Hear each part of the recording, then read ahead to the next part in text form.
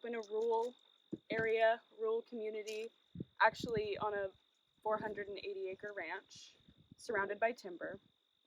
Um, my father has been in the timber industry for a really long time. He has worked in mills. He was a timber faller when I was a young child, and now he runs heavy equipment building roads.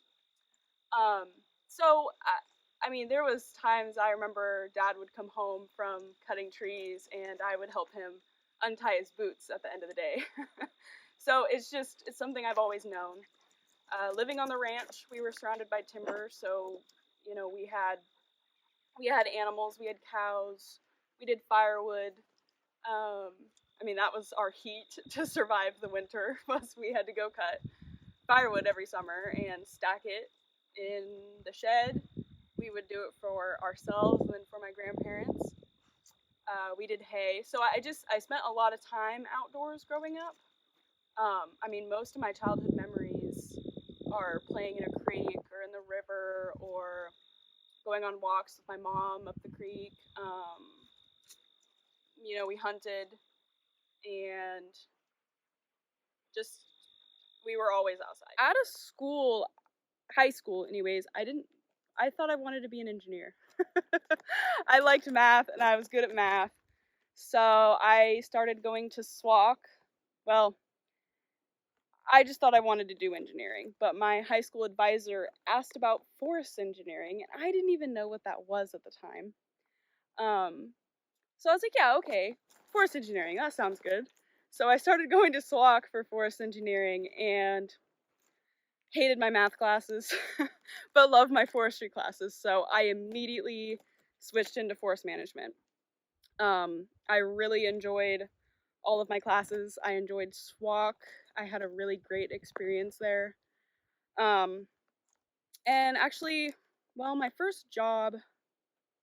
first job, I was a county flagger, and so I flagged. But one of my favorite parts about that job that I got to do was check culverts that needed cleaning after a storm or before a storm, which is really funny. That's actually something I need to go do today, as I need to go check a culvert that I think has a slide near it or on it or something. But it's a pipe we need to pull for the new rules. So it's just kind of funny, one of those full circle things. One of my first jobs and one of my favorite parts of it is something I still kind of do today.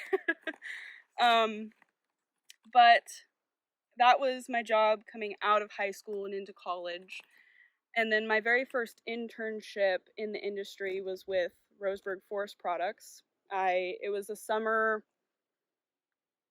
I think it was a summer leaving SWAC and going into OSU was when I did that job. And it was in North Bend, and it was just a forestry internship. I mostly cruised their redwood stands, actually. They have quite a few redwood stands throughout the coast, and so that was one of my main projects that summer, which was really cool.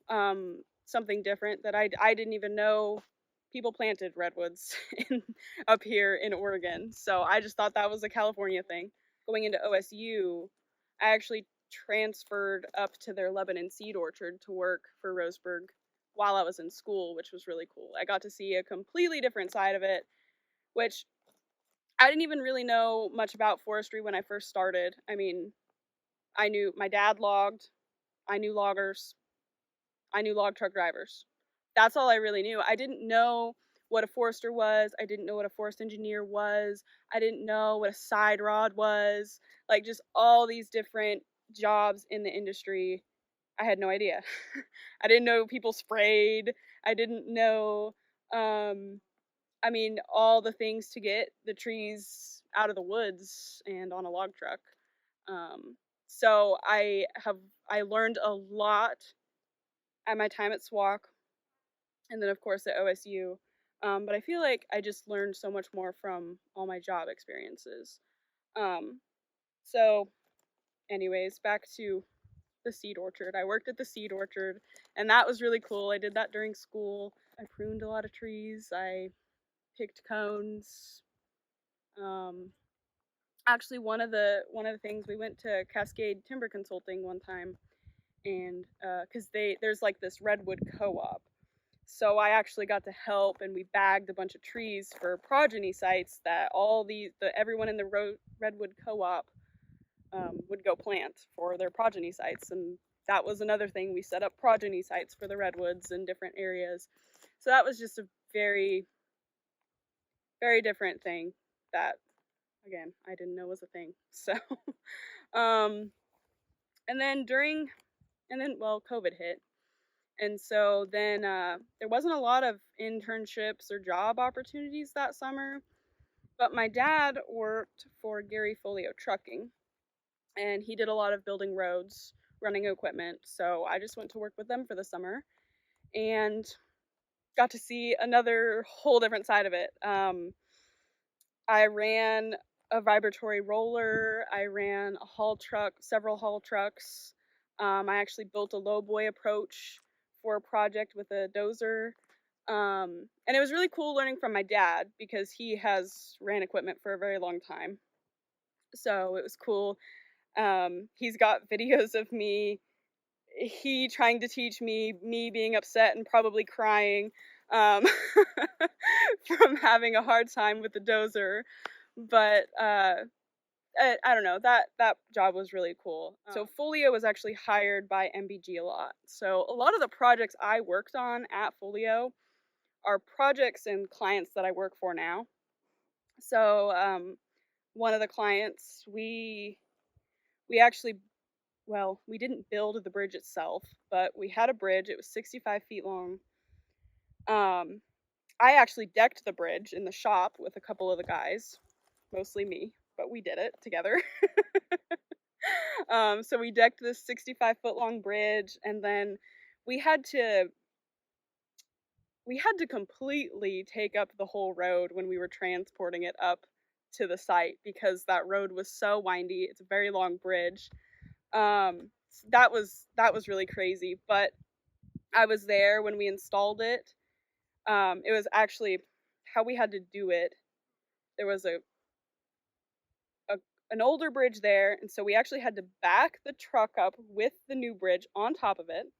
We had a shovel on one side and an excavator on the other, picked up the new bridge and set it in the draw adjacent to the old bridge.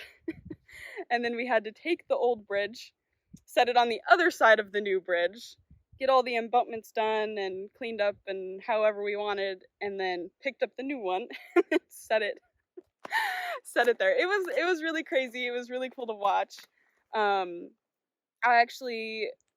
We were setting up the rip wrap, and so I was actually in the shovel loader and my dad was in the excavator, and I was grabbing boulders and handing him boulders from one machine to the other, and he was placing them.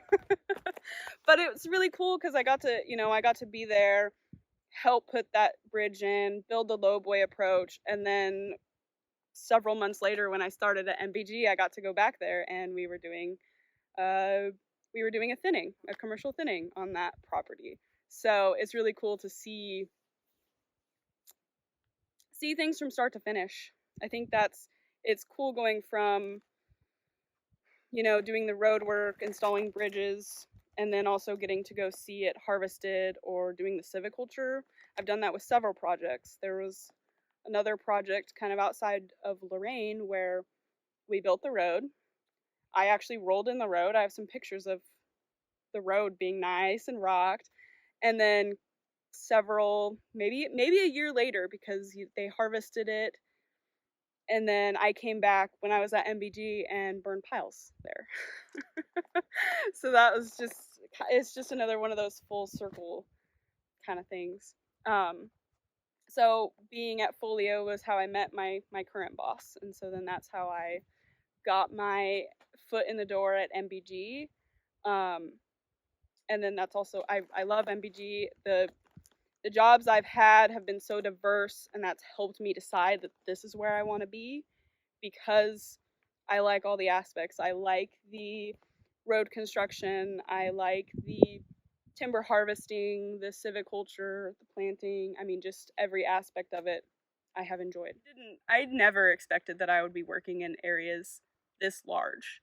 Uh, when I when the fires first happened, I was still in school.